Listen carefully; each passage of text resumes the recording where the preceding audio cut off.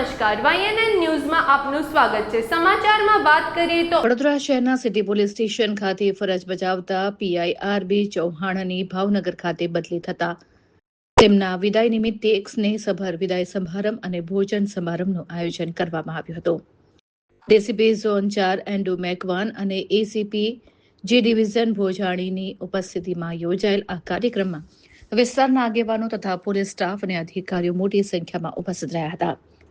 PI ચૌહાણના અંદાજે 3 વર્ષના કાર્યકાળ દરમિયાન કરેલા ઉત્કૃષ્ટ કામો, શિસ્તબદ્ધ સેવાઓ તથા જનહિત માટેના તેમના યોગદાનને યાદ કરી પ્રશંસા વ્યક્ત કરવામાં આવી હતી।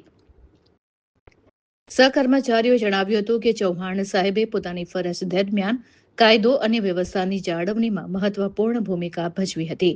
સ્ટાફ સાથે હંમેશા સહકારપૂર્ણ વલણ રાખ્યું હતું।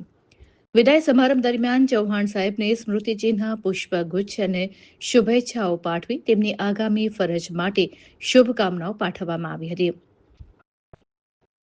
પોતાના પ્રતિભાવમાં પીઆઈ આર.બી. ચૌહાણે સહકર્મચારીઓનો આભાર માનતા જણાવ્યું કે અહીં મળેલો સહકાર અને સ્નેહ તેઓ હંમેશા યાદ રાખશે। સમારંભના અંતે સૌએ તેમના ઉજ્જવળ ભવિષ્ય માટે શુભેચ્છાઓ પાઠવી હતી।